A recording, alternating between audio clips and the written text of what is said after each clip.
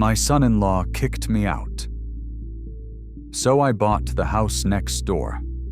I stood on the sidewalk with my suitcase at my feet, watching the front door close. Not slam. Close. The measured click of the lock turning felt more final than any raised voice. My daughter's silhouette lingered in the frosted glass panel for 3 seconds before it moved away. Behind her, broader and taller, stood Marcus. He did not move at all. The late afternoon sun pressed against my shoulders. A sprinkler system activated 2 houses down, the mechanical whir and spray pattern creating a rhythm I focused on while my pulse settled. I had lived in that house for 11 months. My daughter Emma had insisted after the diagnosis. After the treatments hollowed me out and left me 30 pounds lighter. Marcus had nodded along during those conversations, his hand on her shoulder, his expression appropriately concerned. That concern had an expiration date I had not been shown. I picked up the suitcase. The handle was warm. I walked 3 blocks to the coffee shop on Marigold Street and sat in the back corner booth where the air conditioning vent kept the temperature precisely 10 degrees cooler than the rest of the establishment. My phone showed 4 missed calls from Emma. I set it face down and ordered black coffee and a turkey sandwich I would not finish. The world continued. Traffic moved. People laughed at nearby tables. I had raised Emma alone after her mother passed when she was 7. Taught her to ride a bicycle in the park near our old apartment. Helped her with college applications at the kitchen table while she cried over rejection letters. Walked her down the aisle 3 years ago while Marcus smiled like a man who had won something. I had sold my condo to help with their down payment. Emma had protested weakly. Marcus had accepted with a handshake that lasted a moment too short. My phone vibrated. I flipped it over. Emma, again. I answered. Dad. Her voice carried that specific frequency of guilt and rehearsal. I need you to understand. I do, I said. Marcus thinks it would be better if you had your own space. We're newlyweds still, kind of, and the house feels crowded. He's been patient, but he needs his privacy back. We need our privacy. I sipped my coffee. It had gone lukewarm. When did he make this decision? We discussed it together. The pronoun shifted weight in her mouth like something foreign. It's what's best for everyone. There's a nice senior community near the freeway. They have activities. I'm 58, Emma. Silence stretched between us like old elastic. Then she said what she had called to say. Marcus already packed your things. They're in the garage. You can pick them up tomorrow. I thanked her and ended the call. The barista wiped down tables and glanced at me twice. I left a $20 bill and walked back outside where the heat had softened into evening warmth. I had worked for 32 years as a civil engineer. Bridges, drainage systems, municipal projects that required precision and patience. I understood load-bearing structures and how small fractures, left unaddressed, eventually caused collapse. I also understood documentation. That night, I stayed at a motel 6 miles from Emma's neighborhood. The room smelled of industrial cleaner and old carpet.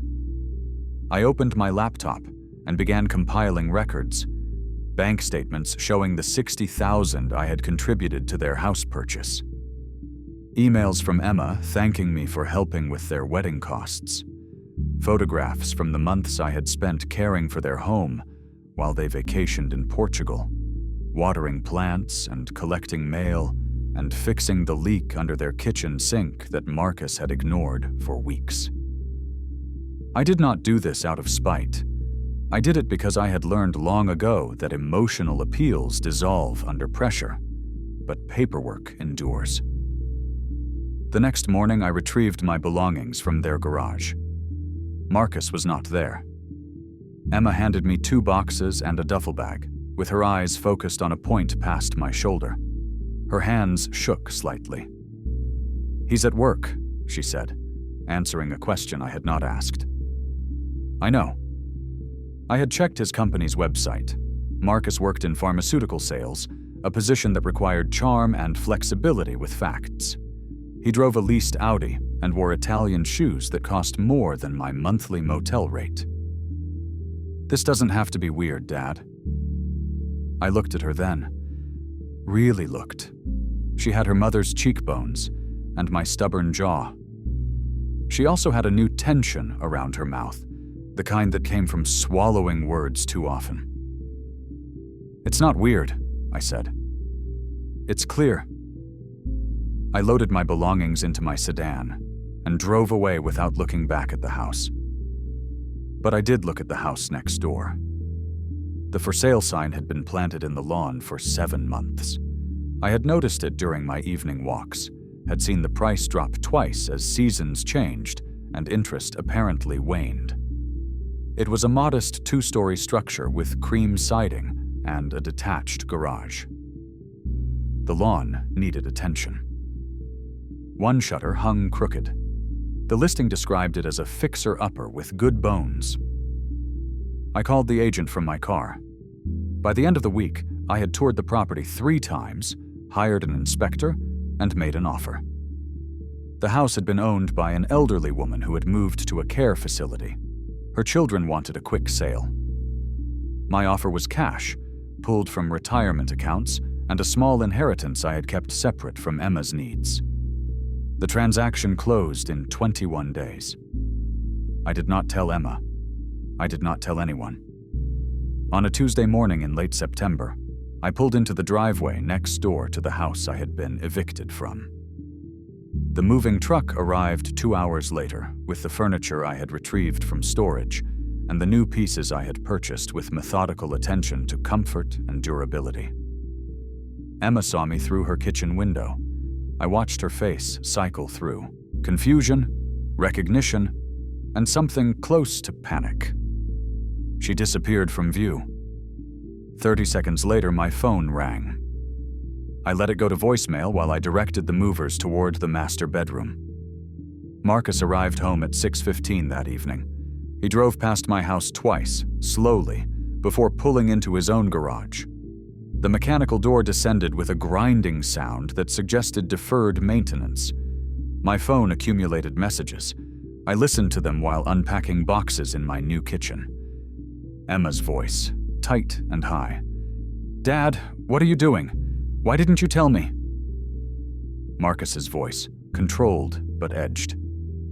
"Sir, I think we need to have a conversation about boundaries and appropriate behavior." Emma again. "Please call me back. Marcus is upset. He says this is harassment." I deleted the messages and made myself dinner. Grilled chicken, roasted vegetables, brown rice. I ate at the small table in my dining room that faced the window overlooking the narrow strip of lawn separating our properties.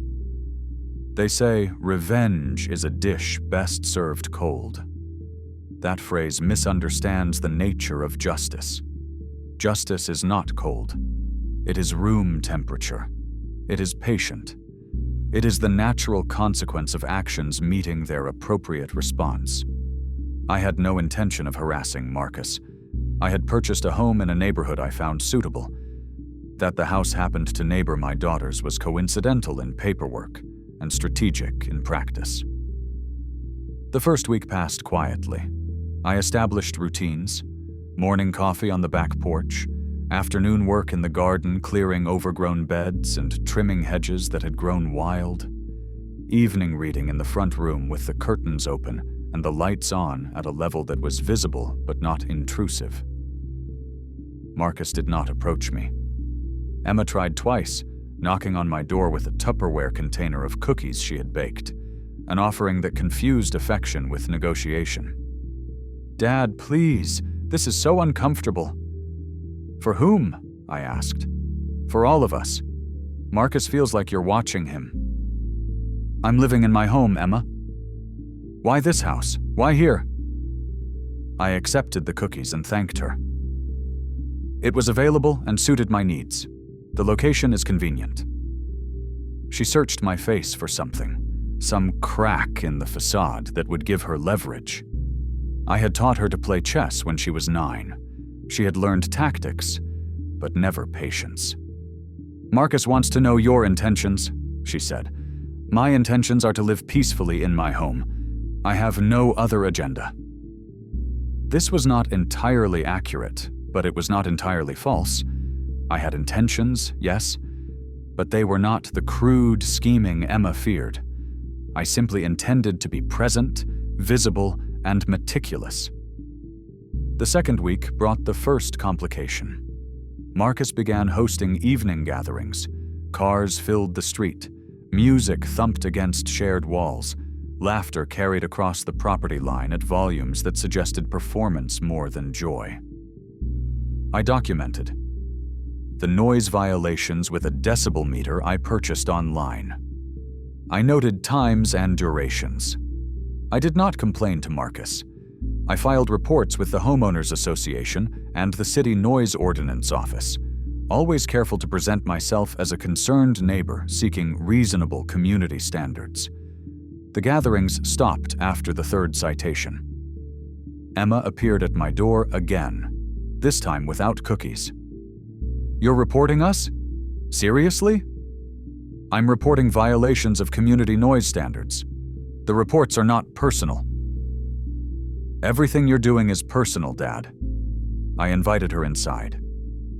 She refused, standing on my porch with her arms crossed, a posture she had adopted as a teenager when she felt cornered by logic.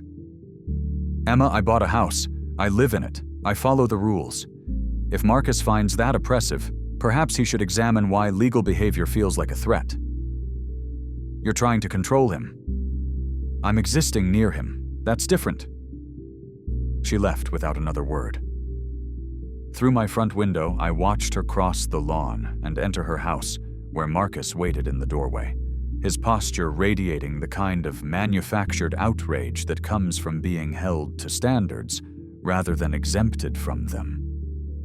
I will admit to a small satisfaction, not the childish pleasure of petty victory, but the deeper contentment of watching a system function as designed. Marcus had operated for years in an environment where his charm and his wife's accommodation allowed him to avoid consequences. He had expelled me from my daughter's home because I represented accountability, a mirror he did not wish to face. Now that mirror lived next door. The third week brought autumn rain and a new discovery. I was cleaning the gutters on my garage when I noticed Marcus loading boxes into his car. The boxes were unmarked but uniform, the kind used for shipping products. He made 3 trips, moving quickly, checking over his shoulder twice. I said nothing, but I made a note. That evening, I reviewed property records and business filings accessible through public databases. Marcus's pharmaceutical sales position was legitimate, but his income, when cross-referenced with their mortgage payments, their car leases, their vacation spending patterns visible on Emma's social media, suggested a gap. I am not a detective, but I am thorough. I began paying attention to patterns. The boxes appeared every 2 weeks. Marcus loaded them during specific time windows, always when Emma was at her teaching job. The car he used for these trips was not his Audi, but a Honda Civic registered to his mother. I did not jump to conclusions. I observed. I documented. I waited for the pattern to reveal itself. On a Thursday afternoon in October, Marcus approached me while I was raking leaves in my front yard. This was our first direct conversation since I had moved in. "We need to talk." He stood at the property line, hands in his pockets, jaw tight. "All right. This situation is untenable. You're making Emma miserable." I continued raking, creating neat piles of copper and gold. "I'm sorry Emma is unhappy. That was never my goal." "Then leave. Sell the house. Move somewhere else." "No." The simplicity of the word seemed to stun him.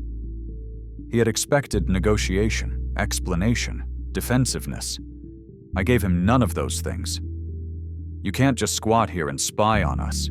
I'm not squatting. I own this property. I'm not spying, I'm living. You know what I mean.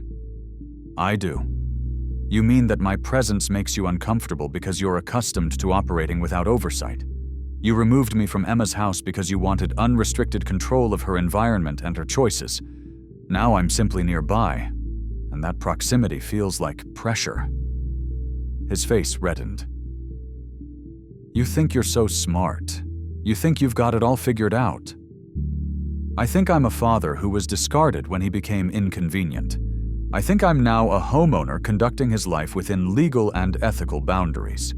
If you're uncomfortable, Marcus, that's a problem for you to solve internally. He stepped closer to the property line, but did not cross it. Emma deserves better than this manipulation. Emma deserved a husband who would honor her father and the sacrifices he made for her future. We don't always get what we deserve. He turned and walked back to his house. I finished raking. That night, Emma called. Her voice was strained, tired in a way that went beyond physical exhaustion. Dad, I don't know what you said to Marcus, but he's furious. I told him the truth. I told him I'm staying. Why are you doing this? The question deserved an honest answer. I set down the book I had been reading and looked out at the dark space between our houses. Because I want you to see clearly, Emma. I want you to have the option of seeing what your life looks like when someone isn't automatically deferring to Marcus's comfort. I'm not trying to destroy your marriage. I'm trying to be a stable point of reference. That's not your job anymore. Being your father is always my job. She was quiet for a long time. Then she said, He's talking about moving, selling the house and relocating. That's his choice to make. It would be our choice, together. Would it? She ended the call without answering. The pattern with the boxes continued. I began taking notes on timing, frequency, vehicle details. I still did not know what the boxes contained, but the secrecy suggested something Marcus preferred to keep compartmentalized from his public life. In November, the Homeowners Association sent a newsletter announcing increased security patrols due to a rise in package thefts in the neighborhood. The notice included a reminder that home-based businesses required proper permits and adherence to zoning regulations. I had not filed any complaints about home businesses, but I had attended the HOA meeting where concerns were raised. I had asked thoughtful questions about how the association monitored compliance. I had mentioned, casually, that I had noticed increased commercial traffic on our street at unusual hours. I did not mention Marcus by name. I did not need to. 2 weeks later, a code enforcement officer visited Marcus's house. I was trimming rose bushes when the white sedan pulled up. The officer spent 20 minutes inside. Marcus's voice, raised and indignant, carried through closed windows. Emma appeared at my door that evening. She did not knock softly. She pounded. I opened the door. She pushed past me into the living room. Code enforcement? Really? You called code enforcement? I did not. The HOA has protocols for investigating violations. If an officer visited, it was because the association had concerns. You planted those concerns. I asked questions at a community meeting. That's my right as a homeowner. You're destroying us. Her eyes were red. She had been crying recently, but was not crying now. Marcus is talking about lawsuits, harassment, restraining orders. I gestured to the sofa. She remained standing. Emma, has Marcus explained to you what the code enforcement visit was about? They said he might be running a business without permits. It's ridiculous. He works for a pharmaceutical company. And these boxes he loads into the car every 2 weeks? Her face changed. The anger flickered into confusion. What boxes? The uniform shipping boxes. He loads them during the day when you're at work. He uses a different car. He's careful about timing. I don't know what you're talking about. I think you do. I think you've chosen not to ask questions because the answers might be uncomfortable." She sat down then, slowly, her body remembering exhaustion. "You're making things up to turn me against him." "I'm observing facts. What you do with those facts is your choice." She stared at her hands. "He said you were toxic. He said you couldn't accept that I'm an adult with my own life." "Do you feel like you have your own life, Emma?" The question sat between us like a living thing. She did not answer it. She stood, walked to the door, and left without looking back. I did not sleep well that night. Pushing Emma toward awareness felt like surgery, necessary but brutal. I had to trust that the temporary damage would lead to eventual healing. The following week brought December and the first significant snow. I shoveled my driveway and sidewalk at 6 in the morning, then did the same for Emma's property. Marcus watched from the window, his expression unreadable. An hour later, Emma emerged in her coat and boots. She crossed to my porch. "Thank you for shoveling." "You're welcome. Can I come in? I need to tell you something." I made coffee while she sat at my kitchen table. Her hands wrapped around the mug for warmth she did not seem to absorb. "I looked through Marcus's files last night. The boxes you mentioned. I found receipts." I waited. "He's been reselling pharmaceutical samples. Not illegal drugs, nothing like that. But samples he's supposed to distribute to doctors. He's been selling them online for cash. It's against his employment contract. It could cost him his license." "How much?" "Maybe $30,000 over 2 years. He said he was saving for our future. He said he was building a nest egg so we could have kids without financial stress." "Did you believe him?" I wanted to. She looked at me then. Really looked. And I saw my daughter clearly for the first time in months. "He gets so angry when I question anything. It's easier to just trust him." "Easier, yes, but not better." "What do I do?" I poured myself more coffee and sat across from her. "That depends on what you value. If you value peace at any cost, you ignore what you learned and hope it doesn't escalate. If you value integrity, you confront it and accept the consequences." "You think I should leave him?" "I think you should decide what kind of life you want and then build it deliberately. I can't make that choice for you." She cried then, quietly, the kind of tears that come from accumulated pressure finally finding release. I handed her tissues and waited. When she composed herself, she said, "Why did you really buy this house?" "Because I wanted to be close enough to help if you needed me. And because I wanted Marcus to understand that dismissing me had consequences, not punishment, just presence." He's going to hate this conversation. Probably. He'll say you poisoned me against him. He might. But you're not going to leave. No. She finished her coffee and stood. "I need time to think." "Take all the time you need. I'll be next door." She left through the front door. I watched her cross the lawn, her footprints dark in the fresh snow. 3 days passed. Marcus's car stayed in the garage. Emma's vehicle came and went on her normal schedule. Their house remained dark in the evenings, except for the upstairs bedroom light. On the 4th day, Marcus appeared at my door. He looked diminished, his usual swagger replaced by rigid tension. "Emma told me about your conversation." "All right. You had no right to go digging into my business." "I didn't dig. I observed. Emma chose to investigate." "Because you planted suspicion." "I planted awareness. There's a difference." He looked past me into my house, as if searching for weapons or evidence. "What do you want? Money? An apology? Tell me what it takes for you to leave us alone." "I want Emma to be safe and respected. That's not something you can negotiate with me. That's something you build through your actions over time." "I love my wife." "I believe you think you do." But love without respect is just possession. He left without another word. I watched him return to his house, where Emma stood in the doorway. They spoke briefly. She shook her head. He gestured sharply. She closed the door with him still outside.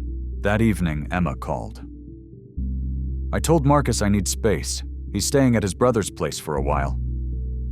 How are you feeling? Confused, relieved, angry, all of it at once? That's normal.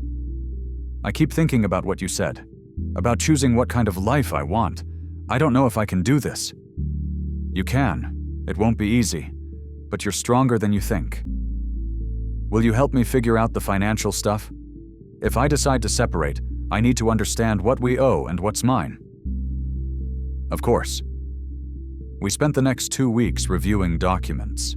Emma discovered that Marcus had taken a loan against her retirement account without her knowledge. He had opened credit cards in both their names and carried balances she had never seen. The pharmaceutical sample reselling was one piece of a larger pattern of financial opacity and control. She filed for separation in January. Marcus contested nothing, likely understanding that scrutiny would expose details he preferred to keep private. He moved out of state, citing a job opportunity that may or may not have existed. The house next door went on the market in February. Emma decided to sell and move into a smaller apartment closer to her school. She wanted distance from the memories and the mistakes. On her last day in the house, I helped her load boxes into a moving truck. We worked in comfortable silence, the kind that comes from shared history and renewed trust. Thank you, she said as we finished, for not giving up on me. I'm your father. That's not possible. Thank you for the way you didn't give up, for being patient, for letting me find my own way even when it was hard to watch. You would have found it eventually. I just stayed close enough to help when you were ready. She hugged me tightly, the way she had as a child after nightmares or disappointments. Are you going to stay in this house? She asked. I looked at the property I had purchased for strategic proximity and discovered I had made into a home. The garden I had restored, the rooms I had furnished with care, the quiet I had learned to appreciate. For now, it's a good house, good bones. She smiled. Good bones matter. I watched her drive away, knowing she would be fine. She had learned what I had tried to teach her through presence rather than lecture. That self-respect is not negotiable, that boundaries are acts of love, that sometimes the strongest thing you can do is simply refuse to disappear. The house next door sold to a young couple with a daughter. They introduced themselves with homemade bread and questions about the neighborhood. I welcomed them warmly and offered help with their move. Marcus never contacted me again. Emma and I have dinner every Sunday. She is building a life that belongs to her, making choices with clear eyes and steady hands. Sometimes she asks if I regret buying the house, if the whole situation was worth the discomfort and conflict. I tell her the truth. I regret nothing. I simply bought a house in a neighborhood I liked. Everything else was consequence and clarity. The houses stand side by side now, separate and equal. I tend my garden. I live my life. I remain exactly where I chose to be. And that, it turns out, was all the revenge I ever needed.